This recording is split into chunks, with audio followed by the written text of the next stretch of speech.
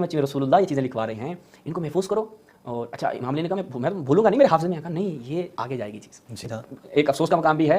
اور ہمارے ایک عزیز نے پوسٹ بھی لگائی ہوئی تھی کہ لوگوں امام جعفر صادق کے شاگردوں کی فقہ موجود ہے، امام جعفر صادق کی فقہ کہاں ہے؟ ہم کہتے ہیں اس سے تھوڑا سا قدم آگے بڑھائیں. صحیح. ہمیں رسول اللہ سے دکھائیں آپ، رسول اللہ کی نماز کہاں ہے؟ ہاں درست ہے. شمس الدین ذہبی کہتا ہے کہ چونکہ عمر بن عبدالعزیز نے حکم دیا تھا اسے، اس کے بعد والے جو آئے انہوں نے آ کے منع کر دیا. صحیح.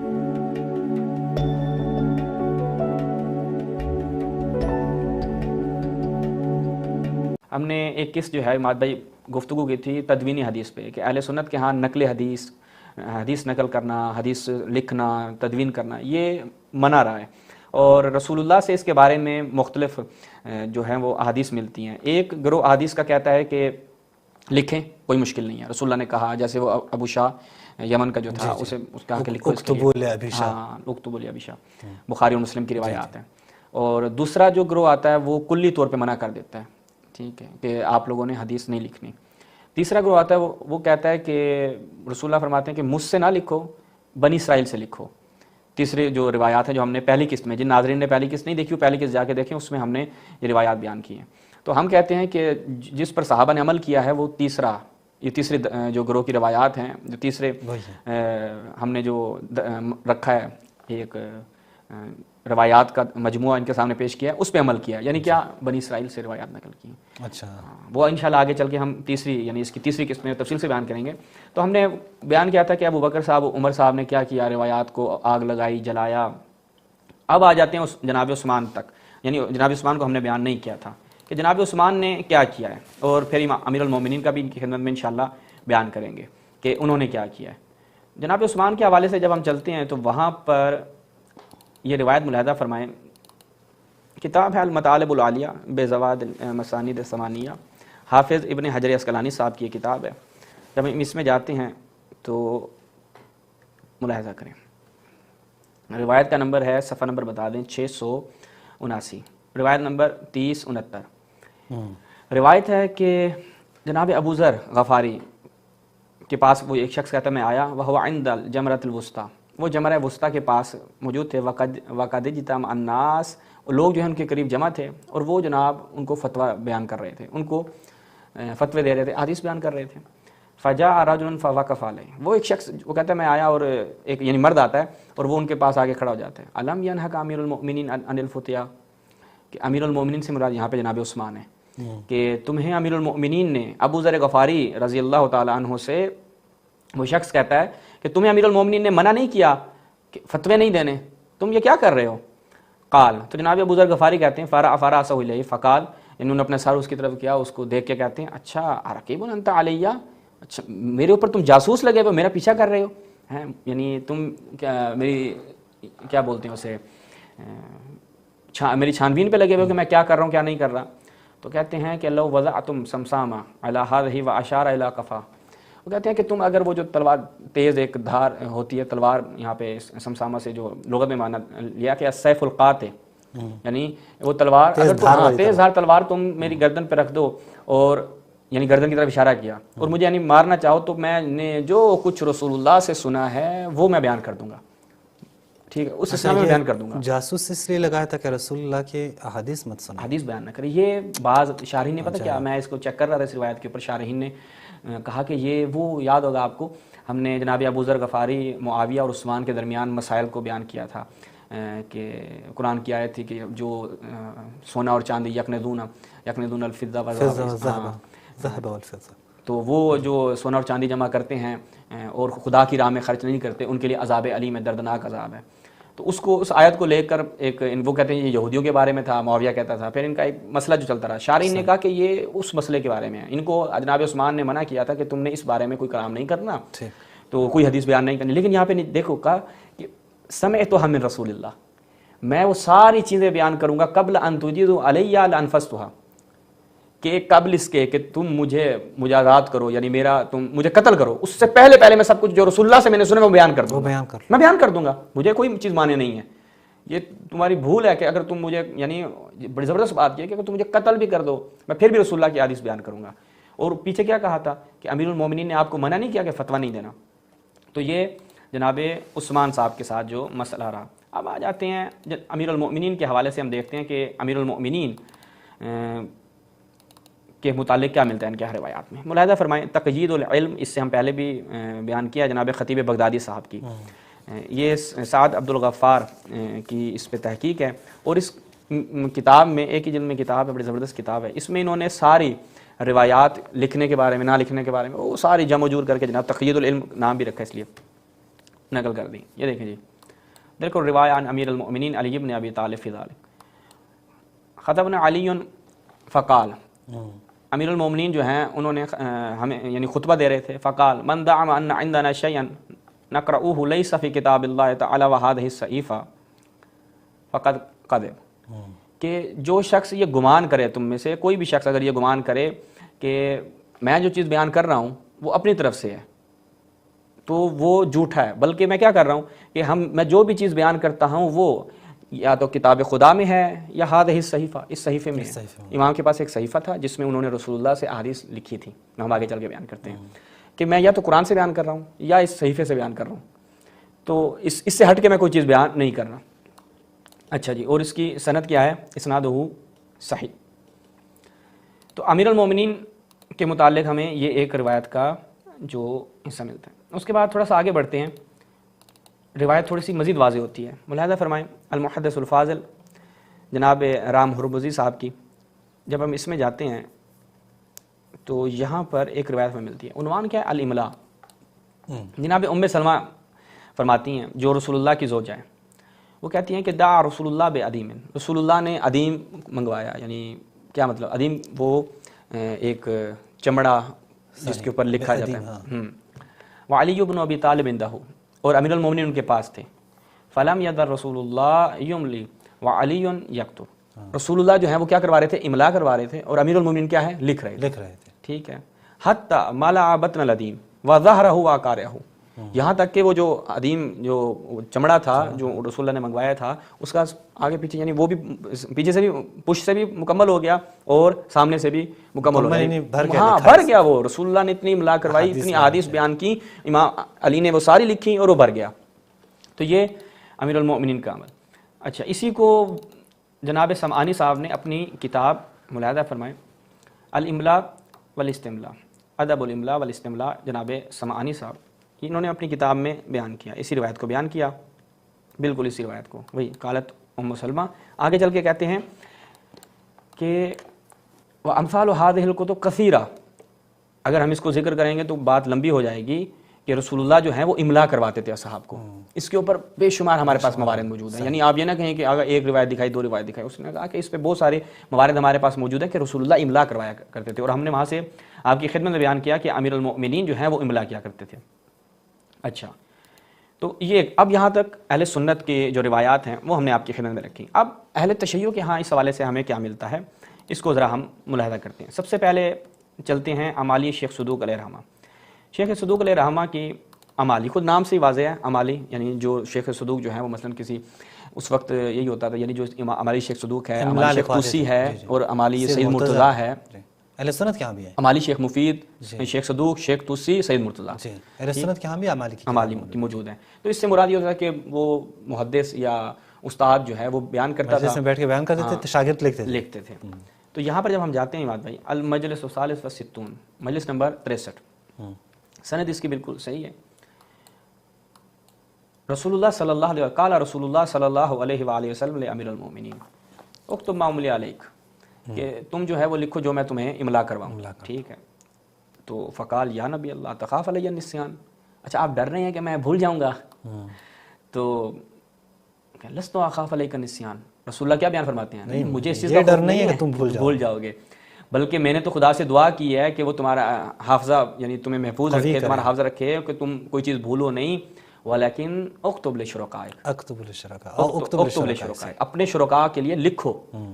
اچھا، قلت ومن شرکائی، اور میرے شرکاء کون ہیں؟ یا نبی اللہ. تو فرماتے ہیں الائمہ من ولدک، وہ جو تیری اولاد میں سے ائمہ آئیں گے ان کے لیے.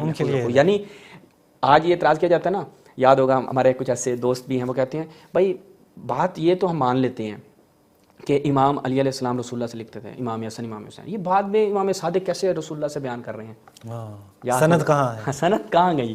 ٹھیک ہے. تو کہا کہ یہ جو میں رسول اللہ یہ چیزیں لکھوا رہے ہیں ان کو محفوظ کرو. اور اچھا امام علی نے کہا میں تو بھولوں گا نہیں, میرے حافظے میں. کہا نہیں, یہ آگے جائے گی چیز. جی ٹھیک ہے. اور روایات میں ہے کہ امیر المؤمنین نے جو صحیفے میں انشاءاللہ ابھی چل کے دکھاتا بھی ہوں, وہ اس رسول اللہ نے ہر چیز اس میں بیان کی, کہ حتیٰ کہ ایک خراش کے اوپر جو یعنی دیت دینی ہوگی یا جو جریمہ ہوگا, حتیٰ عرش الحد, ہاں یہ خرچ الحد یہ اس طریقے سے لفظ ہیں, تو اس کو بھی یعنی دقیق طور پہ اس کا بھی وہاں پر ذکر ہے جو امیر المومنین کو رسول اللہ نے لکھوایا. یہی روایت جو ہے وہ امالی شیخ توسی ملاحظہ فرمائیں, الامالی شیخ الطائفہ ابو جعفر توسی, اس میں المجلس الخامس عشر 15ویں مجلس ہے, بالکل وہی روایت یہاں پر بھی انہوں نے بیان کی ہے. ٹھیک ہے جی. اچھا اب آگے بڑھتے ہیں اماد بھائی, اور ملاحظہ کریں جو میں آپ کی خدمت میں بیان کر رہا تھا, یہ کتاب اماد بھائی آپ نے اگر دیکھی ہو, کتاب بڑی زبردست ہے. اس کتاب کا نام کیا ہے؟ کتاب علی علیہ السلام. کتاب یہ آگے نشون بے دید, کتاب علی علیہ السلام. ہاں الجامعہ. اچھا, یہ الجزء الاول الجزء الثانی نصوص و کتاب علی. مؤلف جو ہیں شیخ محمود کانسور آملی, لبنان کے ہیں. یہ ابھی تقریباً 5-6 سال پہلے چھاپے. انہوں نے کیا کیا ہے, انہوں نے وہ روایات کے جو امیر المؤمنین سے یعنی جو ان کے صحیفے تھے جو انہوں نے جمع کیا, تو وہاں سے ائمہ نے نقل کیے ہیں, اور ہماری مختلف کتابوں میں وہ روایات ملتی ہیں, تو وہ جمع کر دی. چونکہ یہ کتاب علی سے اس کی بازگشت ہے. وہ بتاتے تھے, ائمہ بتاتے تھے کہ یہ حدیث جو ہیں ہم الجامع سے بیان کریں, جامعہ سے بیان کریں. تو یہ مؤلف نے ایک جو ہے وہ زحمت کی اور اس کو جمع کیا 421 صفحات پہ مشتمل ہے. ٹھیک, اور تمام روایات اس نے اس میں جمع کی, اور خود بیان کرتا ہے کہ امیر المؤمنین کے آگے جو ہے وہ صحیفے, یہ ملاحظہ فرمائیں. یہ یہاں پہ دیکھیں کہ صحف الانبیاء السابقین بیان کرتا ہے کتنے, 8 9 10 11 12 13, اور یہ آخر میں کون سا ہے جی, کتاب علی الجامعہ. اور وہ صحیفہ تھا کہ جس کا طول 70 ذراع, ایک ذراع یعنی یہاں سے یہاں تک ایک ذراع ہوتا ہے, یعنی 70 ذراع اس کا طول تھا. ٹھیک ہے, اس کے صفحے اگر فیہ کل شرع اللہ تعالی, اللہ تعالیٰ کی جو شریعت ہے ساری اس میں موجود تھی. صحیح. ٹھیک ہے. اور یہ جناب اس مؤلف نے, اور یہ بہت زبردست کتاب ہے, اس میں اس نے تحقیمات کے ساتھ باقاعدہ یعنی اگر آگے تھوڑا سا ہم دکھائیں روایات کی صحت کے ساتھ, قولوا الاسناد الصحیح عن ابراہیم, یعنی اسناد کی تحکیم کے ساتھ اس بندے نے کام کیا. صحیح. کہ سندیں ٹھیک ہیں یا نہیں ہیں. تو یہ ایک جو ہم نے پیچھے بیان کیا کہ امیر المومنین تشیع کے ہاں کیا ہے, یہ ایک ہمیں چیز ملتی ہے کہ امیر المومنین نے املا کروائی, اور وہ ان کے اولیاء ان کے اوصیاء جو امیر المومنین کے اوصیاء تھے ان کے پاس پہنچی, اور وہ وہاں سے نقل کیا کرتے تھے. الکافی کی طرف جب چلتے ہیں تو یہاں پہ ملاحظہ فرمائیں, باب و اختلاف الحدیث, کتاب و فضل العلم میں یہاں پہلے ہم دکھا دیں الکافی, اس کی بالکل پہلی ہی جلد میں آپ جائیں گے, اصول الکافی سکت الاسلام شیخ یعقوب کلانی. یہاں پہ جب جائیں گے تو ایک روایت جو ہے یہاں پر نقل کرتی ہیں, لمبی روایت ہے, باب و اختلاف الحدیث, حدیث میں اختلاف کا باب نمبر 21. سلیم بن کیسی لالی کہتے ہیں میں نے امیر المومنین سے کہا کہ میں سمعت من سلمان والمقداد و ابی ذر شیئا من تفسیر القرآن و احادیث النبی اللہ غیر ما فی ایدی الناس. لوگوں کے پاس ایک اور تفسیر ہے, ابو ذر سلمان سے میں ایک اور الگ تفسیریں سنتا ہوں, تو اس درمیان جو ہے وہ تھوڑا مسئلہ گڑبڑ ہوا ہے. تو آگے چل کے امیر المومنین کیا بیان فرماتے ہیں کہ انا فی ایدی الناس حقا و باطلا, لوگوں کے پاس حق بھی ہے, باطل بھی ہے, سچ بھی ہے, جھوٹ بھی ہے, ناسخ منسوخ, عام خاص, محکم متشابہ, بھول جاتے ہیں, کچھ حفظ رکھتے ہیں, کوئی وہم کا شکار ہو جاتے ہیں. وقد کذب علی رسول اللہ, رسول اللہ پہ جھوٹ بولا جاتا تھا, علی عہدہ, خود رسول اللہ کے زمانے میں رسول اللہ کے اوپر جھوٹ باندھا جاتا تھا. حتی قام خطیبا فقال, رسول اللہ جو ہیں وہ خطبے کے لیے آئے, ایھا الناس قد کثرت علی الکذاب, بہت زیادہ جھوٹ جو ہے وہ مجھ پہ بولا جا رہا ہے. فمن کذب علی متعمدا فلیتبوأ مقعدہ من النار, تو رسول اللہ نے یہ وہاں پر دو ٹوک بیان فرمایا کہ جو مجھ پر جھوٹ بولے گا جان بوجھ کر, اس کا ٹھکانہ جہنم ہے, وہ جہنم جائے گا. یہ روایت آگے بڑھتی ہے, اور یہاں پر پھر امیر المومنین جو ہیں وہ اقسام بیان کرتے ہیں کہ رسول حدیث بیان کرنے والے 4 قسم کے لوگ ہیں. جی ٹھیک ہے, وہ ہر ایک کی کہ جیسے ناسخ معلوم ہے, منسوخ معلوم ہے, ناسخ معلوم ہے. ایک تو ہے کہ وہ بڑے ایک پہلی قسم بڑی زبردست ہے کہ رجل منافق یظہر الایمان, ایمان کو ظاہر کرتا ہے, متصنع بالاسلام, اچھا یعنی اسلام گویا کہ وہ اسلام لے آیا ہے, تصنع کر رہا ہے. ٹھیک ہے, اچھا, اور رسول اللہ کے اوپر جھوٹ بولتا ہے, منافق شخص ہے. فلو علم الناس انہ منافق کذاب, اگر لوگوں کو پتہ چل جائے کہ یہ منافق ہے, منافق کذاب ہے, لم یقبلوا منہ ولم یصدقوہ, تو لوگ اس کی بات کو قبول نہیں کریں گے، نہ اس کی تصدیق کریں گے. وَلَكِنَّهُمْ قَالُوا هَذَا، یہ بڑا زبردست نکتہ ہے، لیکن وہ کہیں گے قَالُوا هَذَا قَدْ صَحِبَ رسول اللہ صحابی ہے، وَرَآهُ وَسَمِعَ مِنْهُ. یہی بھائی مسئلہ یہ ہے. صحابی رسول ہے، رسول اللہ کو دیکھا ہے، رسول اللہ سے سنا ہے. وَأَخَذُوا عَنْهُ، ٹھیک ہے. وَهُمْ لَا يَعْرِفُونَ حَالَهُ، لیکن لوگ اس کے حالات کو نہیں جانتے، ٹھیک کہ یہ شخص منافق ہے. وہ یہ کہیں گے بھائی صحابی رسول ہے، کیسے ہو سکتا ہے جھوٹ بولے، رسول اللہ کو دیکھا ہے، رسول اللہ سے روایات لی ہیں وغیرہ وغیرہ. تو آگے جب جاتی ہیں تو جو ہمارا استدلال تھا وہ یہاں سے امیر المومنین فرماتے ہیں وَقَدْ كُنْتُ أَدْخُلُ عَلَىٰ رسول اللہ كُلَّ يَوْمٍ دَاخِلَةً، کہ میں ہر دن ایک بار رسول اللہ کے پاس جاتا تھا. وَكُلَّ لَيْلَةٍ دَاخِلًا، اور میں ہر رات میں ایک بار رسول اللہ کے پاس جاتا تھا. فَيُخَلِّينِ فِيهَا، اور ہمارے درمیان جو ہے وہ ایک خلوت کی محفل جو ہے لگتی تھی، اور رسول اللہ جس کے گھر ہوتے تھے میں وہاں پہ چلا جاتا تھا. فما نزلت علی رسول اللہ آیا من القرآن الا قرآنها، ٹھیک ہے کہ ایسے کوئی آیت نہیں تھی ہاں جو رسول اللہ نے میرے لیے اس کو قرات نہ کیا. رسول اللہ پہ جو بھی آیت آتی تھی وہ رسول اللہ مجھے اس کے لیے قرات کیا کرتے تھے. واملاها علیہ، اور املا کرتے تھے. فکتبتها بخطی، اور میں اپنے خط سے لکھتا تھا. امیر المومنین لکھتے تھے. اور وعلمنی تاویلها وتفسیرها وناسخها ومنسوخها ومحکمها ومتشابہها، تمام چیزوں کا رسول اللہ نے مجھے علم دیا ہے جی. وخاصها وعامها، فما نسیت آیتا من کتاب اللہ ولا علما املہ علی وکتبتہ، یعنی ہر چیز چاہے ما ترک شیئا علمہ اللہ من حلال ولا حرام ولا امر ولا نہی، ہر چیز جو بھی تھی وہ میں نے لکھی ہے رسول اللہ سے. بہتر. یعنی امیر المؤمنین یعنی اہل بیت کا جو شیوہ رہا ہے، اہل بیت کی جو روش رہی ہے وہ کیا رہی ہے کہ انہوں نے ہر چیز یعنی جو شریعت خداوند متعال کو اور رسول اللہ نے 23 سال جس شریعت کے لیے زحمت کی اس کو محفوظ رکھا. یعنی یہ ایک خیانت ہے کہ رسول اللہ ما آتاکم الرسول فخذوہ، کہ جو تمہیں رسول دے اس کو لے لو، لیکن انہوں نے کہا ان الرجل لا یہجر، یہ شخص تو ہذیان کہتا ہے. رسول اللہ کہتے ہیں کہ کیا فرماتے ہیں رسول اللہ کہ میں جو بات بیان کرتا ہوں حق ہوتی ہے وہ، لیکن یہاں پر یہ کہتے ہیں ہمیں قرآن کافی ہے، حسبنا کتاب اللہ، ہمیں قرآن کافی ہے. آپ کی بتائیے، ابھی قرآن ہی کہہ رہا ہے نا کہ ما آتاکم الرسول فخذوہ، کہ جو رسول دے اسے لے لو، لیکن یہاں پہ ایک شخص آگے کیا کہتا ہے ان الرجل لا یہجر. یعنی یہ تاریخ کی آپ کہہ لیں کہ ایک سیاہ پنہ ہے کہ جو ہمارے تمام برادران اہل سنت اس طرف اگر توجہ کریں کہ رسول اللہ کی احادیث کو کیوں نہیں لیا ان لوگوں نے. اچھا، اب آخر میں جو ہم بیان کرنا چاہتے ہیں کہ یہ ہم نے جناب ابوبکر کا بیان کیا، احادیث کو ملیا میٹ کر دیا، نابود کر دیا. جناب عمر نابود کر دیا. جناب عثمان منع کرتے تھے حدیث سے بیان نہ کرو. اور انشاءاللہ اگلی قسم میں تو ہم بیان کریں گے کہ کون کون سے صحابہ زندان میں رہے اور قابل اعبار کو اجازت ہوتی تھی کہ تم بیان کرو، دیگر صحابہ کو اجازت نہیں ہوتی تھی. وہ انشاءاللہ اس میں اگلی قسم میں بیان کریں گے. کہاں تک یہ کام چلا؟ یہ اماد بھائی کام چلتا چلتا جو ہے وہ پہنچ جاتا ہے عبدالعزیز کے زمانے تک. کیا نام ہے؟ عمر بن عبدالعزیز کے زمانے تک. یہ ملاحظہ فرمائیں تدریب الراوی فی شرح تقریب النووی، کس کی ہے؟ یہ جلال الدین سیوطی صاحب کی. جب ہم اس میں جاتے ہیں تو یہاں پر یہ کیا بیان کرتے ہیں، وَأَمَّا ابتداء تدوین الحدیث. یہ یاد ہوگا کہ ہم نے ایک کتاب جو منہج النقد تھی اس میں پورا ایک باب اسی موضوع پہ تھا، اور وہاں پہ بھی یہ نکات جو ہے بیان کیے گئے تھے. وَأَمَّا ابتداء تدوین الحدیث فَإِنَّهُ وَقَعَ عَلَى رَأْسِ الْمِئَةِ فی خلافت عمر بن عبدالعزیز بِأَمْرِهِ. 100 سال تک تو کوئی خبر نہیں، رسول اللہ کی احادیث متروک رہی. وہ افراد کے جو کیا کہتے تھے کہ لما توفی رسول اللہ انا ولیہ، وہ کیا کہتے تھے کہ جب رسول اللہ کی وفات ہو گئی تو میں اس کا ولی تھا، جانشین تھا.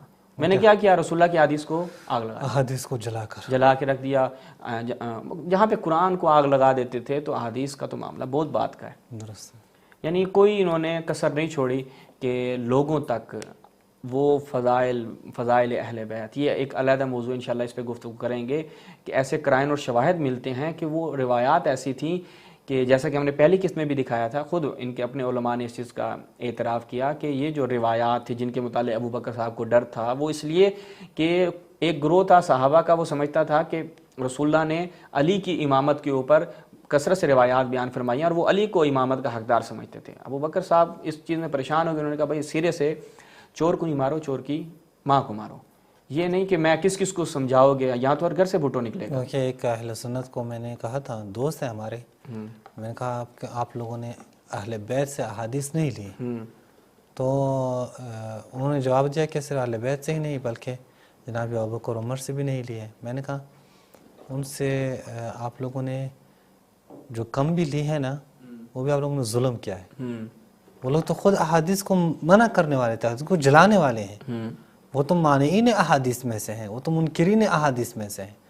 تو یہ تو آپ نہیں کہہ سکتے کہ ہم نے اہل بیت سے جو کم لی ہیں وہ چونکہ دیگر افراد سے بھی کم لی ہیں لہذا اہل بیت سے کم لی، کوئی مسئلہ نہیں ہے. آپ یہ بالکل بھی غلط سی بات ہے، یہاں پہ مقایسہ ہی نہیں ہے. ایسا ہی ہے بالکل. جی اب یہاں پہ آگے کیا بیان کرتے ہیں، وَقَتَبَ عمر بن عبد العزیز، اور جیسے کہتے ہیں ففی صحیح البخاری فی ابواب العلم وَقَتَبَ عمر بن عبد العزیز الی ابی بکر بن حزم. اس کو لکھتا ہے کیا کہتا ہے کہ انظر ما کان من حدیث رسول اللہ صلی اللہ علیہ وآلہ وسلم فاکتبہ فإنی خفت دروس العلم وذهاب العلماء. جو بھی حدیث ہے رسول خدا کی وہ لکھ لو کیونکہ مجھے ڈر ہے. یہ ڈر جناب عمر کو نہیں تھا، زبردست جناب بات ہے. یعنی کو نہیں تھا. ایک افسوس کا مقام بھی ہے. اور وہ ہمارے ایک عزیز نے پوسٹ بھی لگائی ہوئی تھی کہ لوگوں امام جعفر صادق کے شاگردوں کی فقہ موجود ہے، امام جعفر صادق کی فقہ کہاں ہے؟ ہم کہتے ہیں اس سے تھوڑا سا قدم آگے بڑھائیں. صحیح. ہمیں رسول اللہ سے دکھائیں، آپ رسول اللہ کی نماز کہاں ہے؟ ہاں درست ہے. یہ سوال پہلے یہاں لے کر آئیں. ہمارے عزیز مفتی صاحب سے ہم کہیں گے مفتی صاحب آپ تھوڑا سا آگے چلیں، کہیں رسول اللہ کی نماز کہاں ہے؟ صحیح. رسول اللہ ایسا تو نہیں ہے نا کہ ایک بار نماز پڑھی تھی، چلو صحابہ نے کچھ نے دیکھا بھول گئے، نقل نہیں کر پائے، کوئی مسئلہ تھا. بھائی 23 سال کا عرصہ تبلیغ کی، نمازیں پڑھی، نماز کہاں ہے؟ ہمیں نماز نہیں ملتی. درست. کتنی روایت ہیں احمد بھائی آپ کے معلومات میں جو رسول اللہ کی نماز کا صحیح طریقہ جس میں ملتا ہوں؟ لے کے آئیں، لے کے آئیں تاکہ ہم دیکھیں. اہل سنت کے ہاں اگر ہیں تو لیں، اگر ہوتی تو ان کے ہاں اتنا اختلاف نہ ہوتا. ہاں یعنی اس قدر نماز کے اوپر جو اختلافات ہیں، بیچارے رفع الیدین پہ ایک دوسرے کی تکفیر کر رہے ہوتے ہیں، ہاتھ کیوں نہیں اٹھائے ہیں تم نے، دست پا شکستہ روایتیں جو ہیں وہ لے کر آتے ہیں. آگے پھر یہ کیا کہتے ہیں، خود بیان کرتے ہیں یستفاد من ھذا، اس سے کیا استفادہ ہوتا ہے کہ ابتداء تدوین الحدیث النبوی ثم افادہ، یعنی جو چیز ابن حجر اسقلانی صاحب کہہ رہے ہیں، یہ جو اوپر ہم نے بیان کیا نا، اس سے ہوتا ہے کہ سب سے پہلے اول من دونہ بامر عمر ابن عبد العزیز ابن شہاب الزہری. یہ ملاحظہ کریں کہ اس سے یہ ہمیں پتہ چلتا ہے کہ عمر ابن عبد العزیز کے حکم سے تدوین کس نے کیا حدیث کو؟ سب سے پہلے ابن شہاب زہری نے. ابن شہاب زہری آیا، اور ابن شہاب زہری کون تھا؟ وہ کیا کہتے ہیں، اس کے حوالے سے بڑی زبردست تعبیریں ملتی ہیں. بادشاہوں کے وہ کرنے والا، بنو امیہ کے کارندوں میں سے تھا. اس نے آ کے حدیثیں، اس نے کہا کہ بھئی آپ حدیثیں لکھیں. تو یہ عمر ابن عبد العزیز کے زمانے میں یہ کام شروع ہوا ہے. اور خود سیر اعلام النبلاء، یہ نہیں سیر میں نہیں ہے، شمس الدین ذہبی صاحب کی. جالب یہ ہے کہ ابن شہاب کی کتاب تو ہم تک نہیں پہنچی. ہاں یہ بھی بیان کیا تھا کہ تاریخ اسلام شمس الدین ذہبی صاحب یہ کیا بیان کرتے ہیں، ملاحظہ فرمائیں. وہ کہتے ہیں کہ اب وہ آپ کے عزیز بھی آ گئے یہاں پہ، جس کا آپ نے ابھی تفصیل سے ذکر کیا. وفی ھذا العصر، اس زمانے میں علماء اسلام نے کیا کیا؟ شرع علماء الاسلام فی تدوین الحدیث والفقہ والتفسیر فصنف ابن جریج التصانیف بمکہ. تو ابن جریج کب کا ہے؟ 150 جی 150، یعنی یوں اب شمس الدین ذہبی کہتا ہے کہ چونکہ عمر ابن عبد العزیز نے حکم دیا تھا اسے، اس کے بعد والے جو آئے انہوں نے آ کے منع کر دیا. صحیح. تو یہ صوب اس طرح کی ایسا نہیں ہے کہ باقاعدہ تدوین شروع ہو گئی، ایسا نہیں ہے. تدوین شروع اس وقت نہیں ہوئی، اس نے حکم دیا کہ تم جو ہے جہاں پہ بھی حدیثیں ہوں وہ اس کو لکھو. لیکن باقاعدہ جو تدوین کا دور ہے، ٹھیک، جہاں پر کتابیں واقعا مدون ہوئی، رسول اللہ کی حدیث کو جمع کیا گیا، وہ ابن جریج یعنی 150 سال، یعنی تقریباً 1.5 صدی کے بعد. جی بالکل. اور ابن جریج آیا، اس نے جناب مکہ میں تصنیف کی. سعید بن ابی عروبہ وہ آیا، حماد بن سلمہ نے بصرہ میں، اوزاعی نے شام میں، مالک نے موطا مدینہ میں. ہاں ابن اسحاق، یہ دیکھیں صنف ابن اسحاق المغازی، ٹھیک ہے. وصنف ابو حنیفہ وغیرہ، ابو حنیفہ کہہ رہا ہوں، ابو حنیفہ جسے وہ حمید کیا کہتا تھا، ابو جیفا، ہاں ابو جیفا، ٹھیک ہے، انہوں نے آ کے یہ کی، وہ کہتے ہیں قبل حاضر العصر، اس سے پہلے کیا ہوتا تھا، وہ کہتا ہے کان سائر الائمہ یتکلمون عن حفظہم، وہ اپنے حفظ سے وہ کلام کیا کرتے تھے، حدیثیں بیان کرتے تھے، ٹھیک ہے، او یرون العلم من صحف صحیحہ غیر مرتبۃ، غیر مرتب صحیفے جو ہیں وہ ان کے پاس، وہ کسی کے پاس 2 ٹکڑے پڑے 3 ٹکڑے پڑے، ایسے ایسے جو ہے نا، ہر کسی نے تھوڑی تھوڑی جمع کی ہوئی تھی، پراگندہ کام، ہاں بکھری ہوئی جو ہے وہ کتابیں ان کے پاس یا صحیفے کیا ان کے پاس پڑی تھی، ان کو آ کے انہوں نے پھر جمع کیا، اس سے پہلے ایسا کام تھا، وہ کہتے ہیں اس سے پہلے یعنی ابن جریج 150 کے بعد آ کر باقاعدہ تدوین کا کام جو ہے وہ ان کے ہاں شروع ہوتا ہے، اور ہمارے ہاں اہل بیت کی نظر بھی یہاں پہ بتا چکے ہیں، اور انشاءاللہ اگلی قسط میں یعنی اگلے منگل جو ہے وہ جب اس پہ ہم گفتگو کریں گے، اسی موضوع کی تیسری قسط، اس میں ہم دکھائیں گے کہ اس کے اثرات کیا ہوئے، یعنی لوگ جب احادیث نقل کرتے تھے، لوگ جب احادیث بیان کرتے تھے، تو خلفاء نے اپنا عکس العمل کیا دکھایا، انہوں نے ری ایکشن کیا دیا، صحابہ کے ساتھ کیا کیا، کس کس کو جو ہے وہ انہوں نے زندان میں ڈالا، کوڑے مارے، اور بہت کچھ جو ہے وہ معاملات رہے، انشاءاللہ اگلی قسط میں انشاءاللہ اس کو تفصیل سے بیان کریں گے۔